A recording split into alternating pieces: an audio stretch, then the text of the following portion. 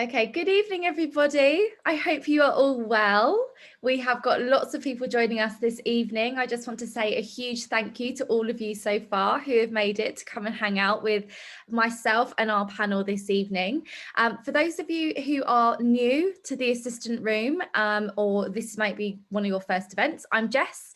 I am the founder of the Assistant Room, and I spent 10 years, actually a little bit more than 10 years, working as an executive assistant to ultra high net worth individuals, entrepreneurs, founders, CEOs across healthcare, fashion and property. And then 5 years ago, I created the Assistant Room because I felt as though our industry needed a bit of a fresh take on what a support platform was going to be able to offer all of us. And so here we are, 5 years later. We are one of the biggest networks for personal and executive assistants and business support professionals in general around the world. We have around about 20,000 people who engage with us on a monthly basis across our website, our podcast, our membership, which is nearly a year old. So hello to all of our members on here this evening. And a big part of the Assistant Room is just making sure, and if you've met me before, you will have heard this phrase before, you know, we don't only support the people who are on our job descriptions, we also support each other. And so this panel event this evening is to just give you all a really good insight into the life of a PA or a business support professional in the tech industry, to really kind of showcase the different skills and the unique challenges that the tech industry poses to business support professionals on a daily basis. And so I have rounded up 3 of my favorite PAs and EAs that I have known for a very long time and have worked with in lots of different ways before, you know, with the Assistant Room, but also before the Assistant Room. And we're just going to have a really great interactive conversation this evening about the realities of working in tech and hopefully demystifying some of the things that we typically would assume, you know, are standard in the tech industry. So I just want to welcome you all. Thank you very much. Hopefully you all read my email earlier, which said that we want to make this as interactive as possible. So please feel free just to say hello to each other down below in the chat box. It'd be lovely to see exactly how far this conversation is reaching around the world. We've already got some people saying hello to each other. So we have over 200 people who should be joining us this evening across 9 different countries, which is absolutely fabulous. So it just shows how much of an interest there is within our industry to know a little bit more about tech. So no pressure to our panelists whatsoever. But let's jump right in. I want you all to as well just remember that there is an opportunity to ask our panel questions at the end. So if you do have anything that you think as we go through the conversation that you'd like to ask them, please just save it to the end, add it to the chat box once we signal, or give you that call to action to ask your question, and we can obviously have a bit more of an interactive Q&A at the end. But let's get going. So Stuart, I am going to come straight to you to begin with. Tell us a little bit about you before we move on to Abby and then over to Holly. So my name is Stuart Martin. I work at Spotify. I look after our global VP of payments and our global VP of customer service. One's based in New York, one's based in London. Previously, I've been a PA for 14 years now. I've worked in cosmetics, digital, advertising, so M&C Saatchi, L'Oreal, more recently Oliver. So I never came from a tech background. I've only been at Spotify 3.5 years now. So I thought I can give some good advice on jumping into the tech industry for those who haven't dipped their feet in yet. So hello everyone, it's lovely to see people from all over the world. My name is Abby. I'm an EA at Facebook. I support 2 directors. I've been at Facebook for coming up for 1.5 years now. Prior to that, I've been an EA for about 20 years. I've worked across lots of different industries such as the arts, charity, fashion, beauty, travel, banking, property, never previously tech. I'm an award-winning PA. I'm also a coach and mentor to EAs and PAs, and I'm an Assistant Room ambassador.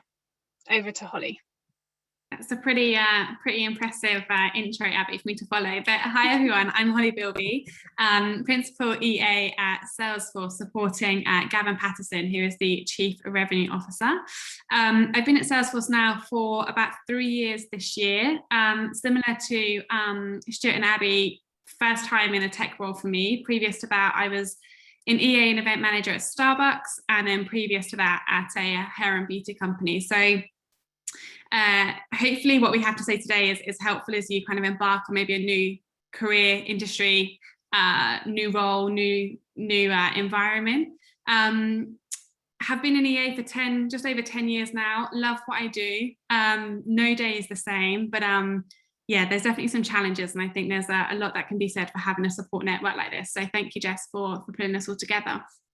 Oh, and thank you all for joining us. Obviously, we've had discussions about what we would like to talk about, and I originally asked you all, if you were part of the audience this evening, the title of this talk is What It's Like to Be a PA in Tech. And I asked you all, what would you want to know now that you've been working in a tech industry and in an environment for quite a long time?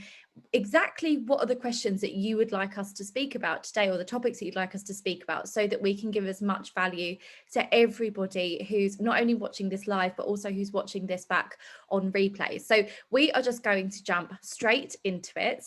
And we're going to, Abby, go straight to you to begin with. And there's a really unique part about every business support professional, which is the fact that we have a huge array of transferable skills, and it really is a huge positive part of who we are as people, and it enables our ability to really adapt across different sectors relatively easily, and in ways that maybe other people in different companies or different industries do find a little bit more difficult. So as someone with cross-sector experience, as you said, you've worked in lots of different industries before. What was your personal experience of going into tech as a newbie?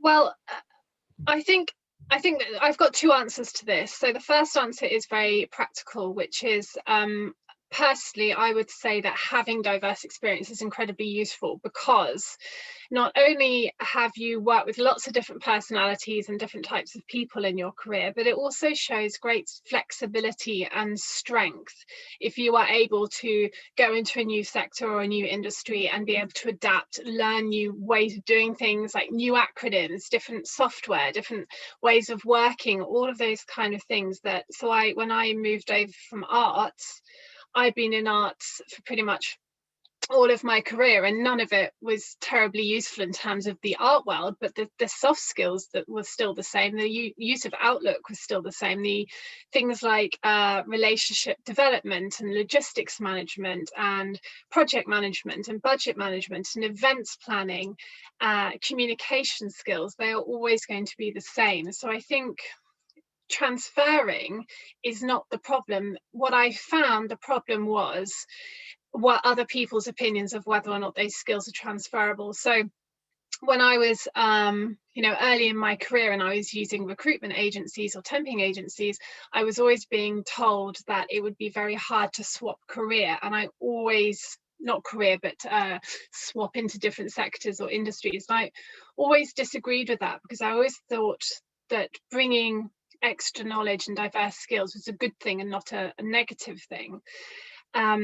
So my caveats to that are going to be, some industries are going to be more reluctant and less transferable than others, but I think tech is one where they really want to embrace different experiences, different ways of working, different backgrounds, because that is what makes the company great, and that is what gives a better working environment. I think also that once you're in the role, if you feel like you're not quite sure what your skills are and you've identified something you need to brush up on, you can ask to shadow, you can ask to have a mentor. I have a mentor at Facebook who's amazing. She's incredibly helpful to me. And, I think that always looking to grow is one of those incredibly useful skills that is very transferable. So if you're enthusiastic and you're interested, that goes such a long way into moving into a new industry like tech. I would say that try and speak to as many people that work in the tech industry as you can to kind of get a flavour of what to expect, everything from the interview process to everyday working life to the type of culture that you're going into, because if it is different from what you've previously experienced, it's good to have that kind of knowledge in your back pocket so that you're not going in, we might say blind, you know, like you've got a bit of knowledge behind you. And I think that also, just a note, if you are trying to go into the world of tech as an admin, the best way you can help yourself is to make sure that your CV has those skills bucket that clearly state what your transferable skills are. So don't just write diary management, you know, have it as a skill bucket. So logistics and diary management, how many people did you look after? What kind of meetings were you setting? Were they global? What time zones did they span? All that kind of context helps the person who's interviewing you or reading your CV know that you are a good fit. So those kind of, that's sort of like a little top tip that I would give. And I think, you know, adjust your CV to match that kind of tech job spec as well, and be clear and honest about your skills. I think most people are just, most interviewers I think are just waiting to be told that you can do the job. If you make that easy for them, that's half the job done. Yeah, and gets you in the door, gets you the job. Ultimately, it's that strategic preparation, isn't it? Especially if you're going into, or potentially going into, an industry that you don't have that experience in before. You almost have to prove yourself even more, to say, hey, look, I'm the best person for this job. So thank you for that. Well, Holly, let's move on to you, and let's talk about, you know, change within the tech industry, because it happens every single day, every single minute of every single day. And tech is described as one of the fastest moving and demanding industries in the world, because there's innovation everywhere you look, and it's always about trying to make things more effective, more efficient, better for the user. So as a business support professional looking after Gavin, you know, how often do you feel that change occurs at specifically Salesforce, but then how do you manage that change effectively, especially when you are, you know, responsible for being the partner to one of the C-suite directors? I think the last year has proven that change can kind of come around any corner at any time. And I don't think there's a day that goes by without change at Salesforce, as I'm sure that's the same for a lot of other people on the call. But over the past year, the world has changed. It's changed dramatically. And, you know, we're not going back. We're moving to this all digital work from anywhere world, where companies have had to fundamentally rethink their operating models in response to the COVID pandemic. So we've had to transform our approach from everything, you know, our products, our events, which then meet, you know, the needs of our customers, partners, employees, and communities. You know, remote work will just be work from now on, I do believe. And at Salesforce, we're kind of already seeing that in terms of changing of contracts and things. E-commerce will just be commerce, video meetings will just be meetings, and then that traditional 9-to-5 workday, which doesn't really exist in a tech world, but, you know, you do have to set your boundaries, will be no more. So, you know, as new products innovate, I think it's really important to make sure you are on top of that, and you are, if anything, taking new tech to your exec. You know, if you do have new products and you're not necessarily product minded, making sure you're spending time with those teams to really understand it and relate to it in your own way, put in your own spin on it with your own customer examples, how it comes to life, and how it's brought to life in your own world as well, whether that's through your shopping habits or travel habits or what that looks like. The second part of your question on how I manage that change, I think first of all, we have to accept it is what it is, and there's probably not much we can do about it. I then take a look to realign my vision, my values, and my relationships to the new reality. So I modify my vision to the situation. What's in my control? What do I want to accomplish this month, this quarter, this year? Where do I want to go? Then I look at my values. What's important to me? There are guiding principles, and they're what drive our best work. So if you're not aligned to your values, or the company isn't aligned to your values, or you're not aligned to their values, maybe that industry or that role isn't the right one for you. It's really important values for me.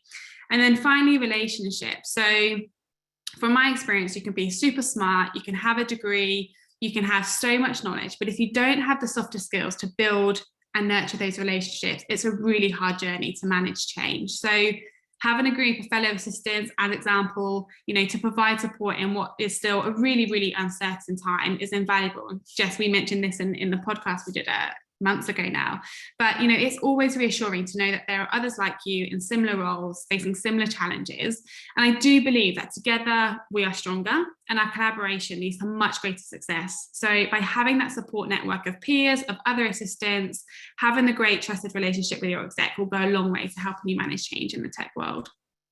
Amazing, thanks Holly. And yeah, if you're a PA, for example, and you are either in a small group or you're the only PA in an organization as well, there's always groups and networks. The assistant room is the perfect example where you can still find that support and you can still engage with a group of people who just get it and just understand and who can offer practical advice to help you progress forward. One thing you mentioned was values and purpose, or your vision, and I think that that's something everybody, regardless of what role you do in an organization, needs to be clear on, and especially when it comes to the business support in industry.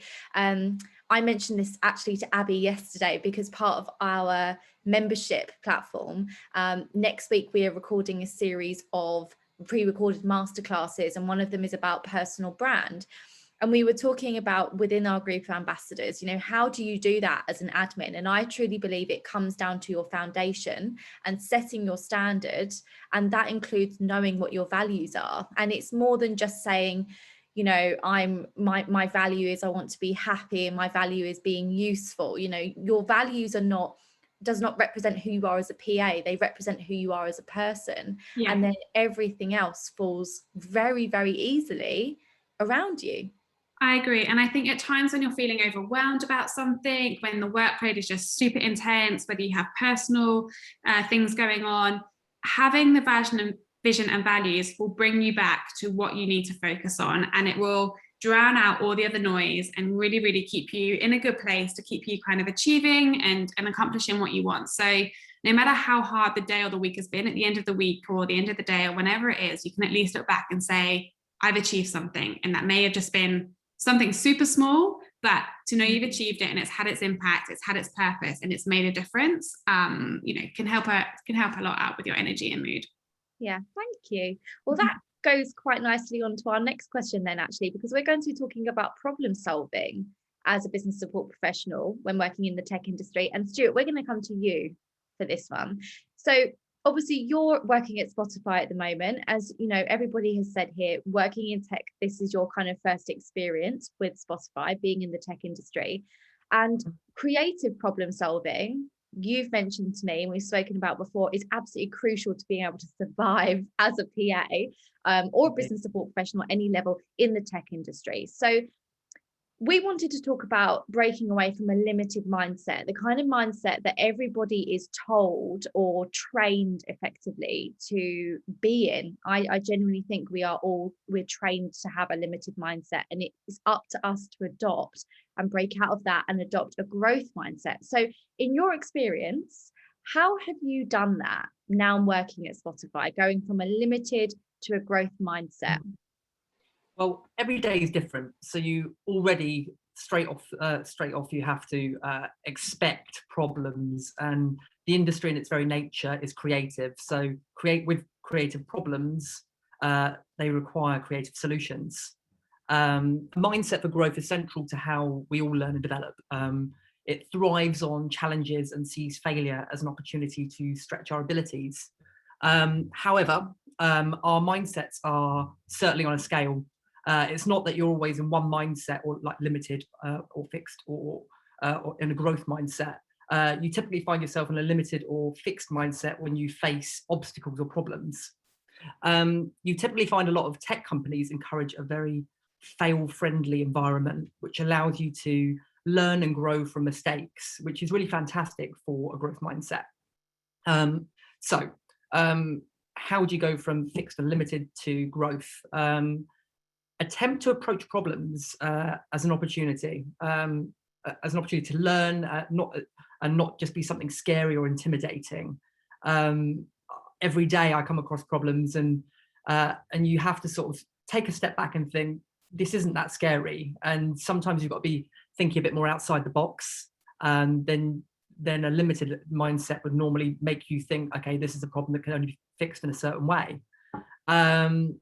Also, many tech companies, including Spotify, they encourage you to celebrate your failures. So that helps you learn from them, and sharing them with colleagues is really important, because then your colleagues can learn from your mistakes as well.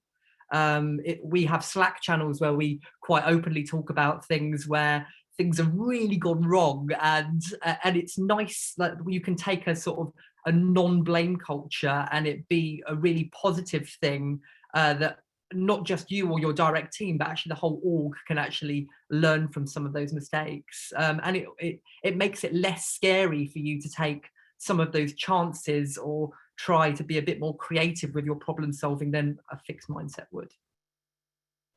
Thank you, Stuart. That's amazing. There was one thing that I used to have at one of my old companies, and it was something that our CEO used to really encourage. And I've been thinking about how we can incorporate it into the assistant room, but he called it "Effed It Friday." And we were encouraged to talk about the things that we had messed up that week, and the person who had made the biggest mistake got the loudest cheer. And it was just, it felt so empowering to be, to know that it was okay to make mistakes. And as you said, I think to see it as an opportunity. There's more than one way to skin a cat. If something goes wrong, and Abby and I have spoken, actually we've all spoken about this because we've all done podcasts before, or been on panel conversations before. But Abby described it really well as well, that if you fail at something, you're just learning how not to do it.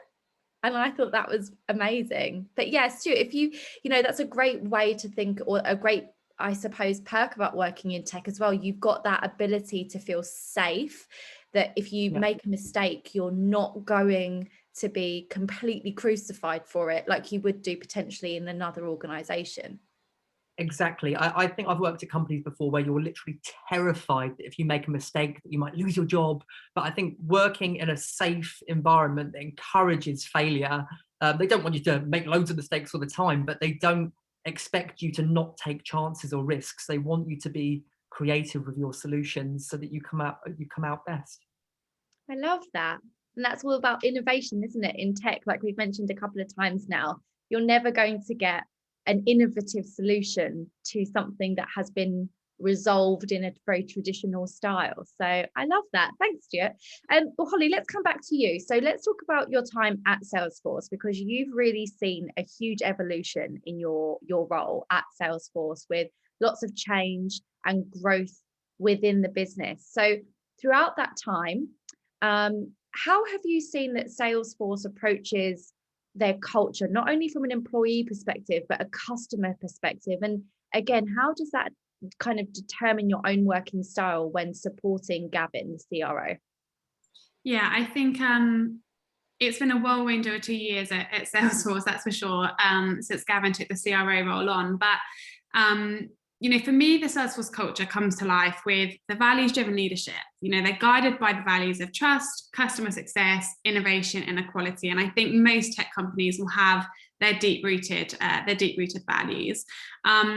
There's also this kind of wonderful overarching concept of family, which is where we take care of one another, we support each other and have fun. And that really does get brought to life at Salesforce. And I think tech companies can sometimes have a negative perception of their culture, especially if you watch too many of the movies or on Netflix, etc. But actually, it's a really, really nice and safe space to be. I found it to be anyway at Salesforce.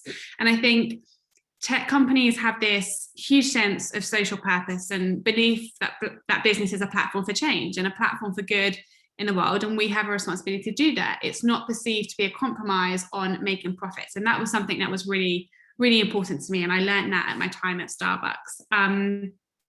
How does the culture define my working style? I think there's obvious 2 points to me, going back to kind of the company values: trust and customer success. It's really important for me to build the trusted relationships and create that sense of trust in what I do. It's important for me to feel like I'm in a trusted space, to be transparent and ask for the feedback, because ultimately we build resilience that way. Feedback is feedback on your work. It's not feedback on your value as a human being. So we shouldn't be afraid to ask for it. And it goes such a long way in our development when we do. And then second, it's the customer success part. So our customers can be peers internally, they can be those purchasing our products. Either way, it's about thinking about how they use our products or service, what they're looking for, what they need, and then really watching, and listening and seeking to understand people is fundamental. So a leadership philosophy that Gavin has and likes to lead with is building leadership is not only to grow the business, but also to develop the future leaders. So he does one-on-one coaching, he does mentorships, he uses every meeting as an opportunity to teach and learn. So more often than not, the most junior person in the room will run the meeting, which is hugely empowering for them. And it creates, a culture of responsibility and really elevates their role and their experience. It also gives them the exposure that they more than likely deserve versus someone at a senior level taking credit for the work, some of the junior team are doing. So I'd say that's probably how it defines me, but generally the culture is a positive one. It's one where you feel at home with, you have friends there, you can be transparent, you can be vulnerable, you can share your thought without, the blame culture, as we've already said here. And it's got this kind of entrepreneurial growth mindset where, you can take the risks and you should take the risks because we don't grow without doing that. So it's an awesome culture to be a part of. And I'm sure that's the same for a lot of other tech companies too. Do you know what? I think this is possibly the most perfect advert for everybody for either working at Facebook, Salesforce or Spotify. I think everybody's going to want to work for one of these companies after this. But Holly, thank you for being so open with that. I think it's everything we've spoken about so far is so valuable, and I hope that everybody here is getting a really good insight into what it is like working in a tech firm. I know everyone's different, but hopefully we're getting some really good insight at the minute. But Abby, let's go to you and let's take this back to basics a little bit, and let's talk about what really are the key skills that you need as an admin professional to work in tech. And I thought this would be a great question for you, because not only obviously are you doing it at the moment, but you also coach and mentor people specifically in the business support industry around the world. So this is something that I imagine you speak to people about all the time. So what would you say are those key skills that you need to begin with? But how important as well is it to continuously, focus on your professional development, especially I suppose in the tech industry where it never stops ever and things are consistently changing? Sure. Well, as it's a two-part question, I'll break down my answer into two parts. So focusing on the first part, which is key skills. So what are the key skills utilizing on a daily basis? I don't think they're dissimilar from any skill that any other EA would use. And the top EAs that I've ever worked with have all exhibited amazing flexibility, really quick to pivot. As you said, the tech world never sleeps. It's an incredibly fast-paced life, fast-paced working environment. Things change constantly, reorgs happen, everything, priorities change, focuses change. They can change at the drop of a hat. What you were working on 2 days ago may not be a priority now, and it will change again. So being incredibly comfortable with speed and change is important. For example, not getting too wedded to plans. If you've spent all day organizing a nightmare trip to somewhere, doing the itinerary, booking all the connections, all the travel, the hotels, organizing the dietary requirements for the dinners, and then the next day your boss says, yeah, I'm not doing that anymore. You cannot be so wedded to that idea that is a source of upset to you. It's kind of like, okay, well, it was great while it lasted, and now it's the new thing. And that kind of fast movement is what I see the best admins doing. That total ability to just problem solve, as Stuart was saying earlier, not only creatively but with speed, I think is sort of one of the key skills. I think also prioritization. We talk quite a lot about ruthless prioritization, because you can have 6 clashing meetings, you can only be in one place at one time, even virtually. So the question is, what are you going to prioritize and why are you going to prioritize it? Being incredibly ruthless with your time, and knowing why you're doing something. So what is the impact of you attending that meeting? What is the point of you doing the thing that you're spending half an hour on, an hour on? And as a separate topic, problem solving, although is related to my first answer, problem solving in itself, having that creativity to really think your way out of multiple boxes and at very short time constraints is really a key skill. I think especially as we've all pivoted to working from home, I think we've all had to adapt very creatively and, you know, run off-sites virtually, or events and socials and leaving dues, and, you know, people going off on maternity, how can we organize their collections? All this kind of thing is that kind of willingness to learn and try new things, whether it's an online app or whatever it is, some different platform to use. So I think those are sort of really the key skills that I see being utilized by tech admins day in, day out, which you know, are very impressive when I see these other people working at the top level in those speeds. It's amazing adminning on their behalf. And then the second part of the question is about personal growth and development. I think that's so crucial. To break it down to its sort of bare bones, really, the only person that's going to care about your career is you. So it's kind of your responsibility, and it's your accountability to grow that career. If you want to do something, or you want to change something, or you want to go somewhere or work for someone, or whatever the answer is, it's not for other people to make that happen for you. It's kind of on you to set those goals, work towards them, rope in other people for support and help, you know, use every tool in your arsenal to kind of get you there.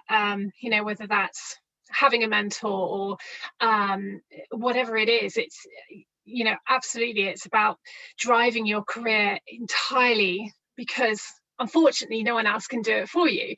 So you've kind of got that responsibility. So things I would say are, identify what the areas that you want to grow in are. So they might be events experience or project management, or maybe you're interested in HR, or maybe you want to be chief of staff, or whatever it is. You need to identify that area and identify what skills you will need that you don't already have in order to do that. So maybe it's an online course, or maybe it's developing your networking skills, or maybe it's public speaking. Whatever the thing is that you don't have, you're going to have to find out how you get and acquire those skill sets. I think if you can set yourself goals, whether they're for, you know, the end of the year or half, or however you prefer to goal set, that's good, because it encourages you to have accountability, and it sort of pushes you to get things done. Also, if you have someone on that journey with you, whether it's a line manager or a friend or a colleague or whomever, they can also help and guide and keep you accountable, because otherwise you could say, okay, well, I want a new job, but if you haven't said by when, you might find yourself in the same job this time next year. I think also practical things you can do. There's lots of online training out there. There's plenty of podcasts, there's plenty of webinars. The Assistant Room has some, you know, LinkedIn has plenty of training you can look at. There are summits you can join. There's networking things like this, or hosted by the Assistant Room, that you could benefit from. I think talking to your community is a great way of growing a little bit of personal knowledge and depth, because once you see what other people are doing in terms of their development, could inspire you to you know, to encourage your own thought process of what you want to do. I think quite often what happens is, and I include myself in this, a lot of assistants kind of fall into being an EA or an admin or a PA. Maybe you absolutely always knew you were going to do this, but for a great number of us, we just kind of somehow ended up in it. So as a result, didn't have a particularly clear career path. So taking control of that is such a great step to knowing where you want to go. I hope that's helpful. That's really helpful. Thank you very much. Yeah, it's just, you're right. It's nobody else's responsibility to develop you other than yourself.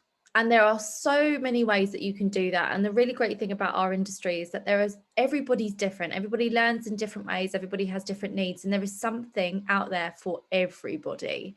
And it's as simple as putting, I mean, for my personal and professional development, I put an hour in my diary. I carve it out every week, an hour in my diary. And that is the time that I dedicate to my learning and development.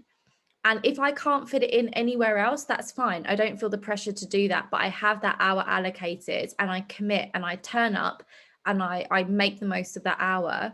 But it's an hour a week and it really doesn't affect me in terms of my schedule at all, apart from in a positive way. So it's definitely something that we can all do. And it's definitely something that everybody can obviously embrace. So, we can chat a little bit more after that if anyone's got any questions regarding specific trainings, or if anyone wants to catch up with me separately afterwards. We've got a really long list of ways that we can help you train and learn and develop and feel supported in your role. So let's move on to our final question. I just want to give everybody a little bit of a call to action. This is your opportunity to start typing your questions out because we are moving on to our final piece that we are going to Stuart about. So if anybody does want to ask any questions, get them ready.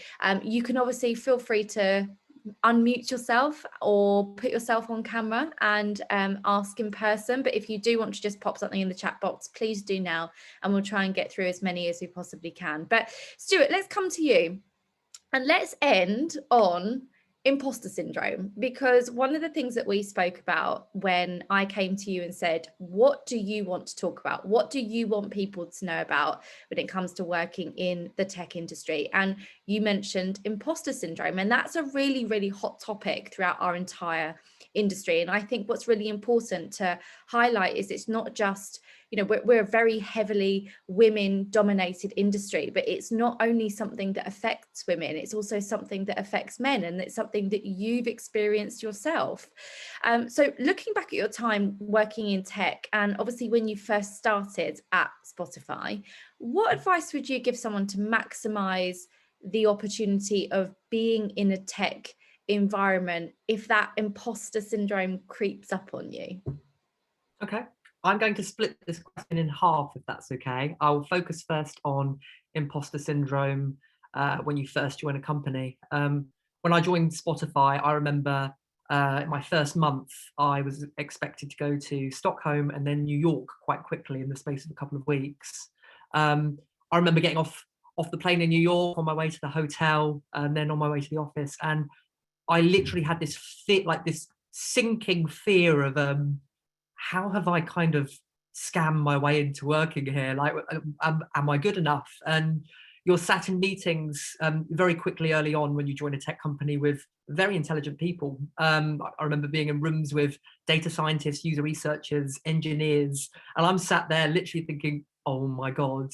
But then you have to kind of take a step back and realize also these companies, they put you through really, really rigorous recruiting processes. So you meet lots of different people, and you have to kind of remind yourself, you've been hired because they feel you are the best in your field. You've been hired for a specific function, and you shouldn't be sat there comparing yourself these very data scientists, because actually you have your own skill sets and your own strengths, and that's why you are at that business. But I think when you join tech companies, it's very easy to feel like in quicksand very early on of like, why am I here? How have I got in here? Am I deserving enough? Do I deserve this job? So that's number one. The flip side is imposter syndrome for EAs. You also join these tech companies, and more often than not, there are these massive army of EAs within the company, and it's very easy to kind of feel like they might be better than you, or they might have done the job longer than you, or they might have been a PA longer. Again, you have to kind of remember you have amazing strengths and you need to hone in on them, because we've all got strengths, we've all got weaknesses, as do other PAs within a network. And the way you overcome that is working collectively together. So we've got these amazing PA networks. We've even got mission networks as well, so mission teams. And don't be afraid to ask questions. Don't be afraid to put your hands up and say, actually, I don't know how to do this. Because again, coming back to my problem solving around learning, the only way you can ever get over imposter syndrome is kind of own up to your strengths, own up to your weaknesses, and work collectively with people that are like-minded, that do your role, because more often than not, they would have felt inadequate or awkward at some point about doing something. They would have had similar experiences to you, and I think talking about them really does help, because ultimately that's what we all need. We all need to hear that someone else has been through that as well. Thank you, Stuart. I know before everybody came on this, as Stuart said, I've planned the answer to my first question, but I'm just going to completely freestyle the second question. I think that was perfect. Thank you. Well, team, we made it. Thank you so much for being so open and so honest with all of your insight into what it's like working as a PA in the tech industry. We have a lot of questions to get through. So just a heads up, everybody, I'm going to just go through a couple of questions, get through what we can, and then what we can do is we can answer everybody as best as we possibly can offline, and that could be in lots of different ways. So if we don't get to your question right now, we will get to you at some point after at a later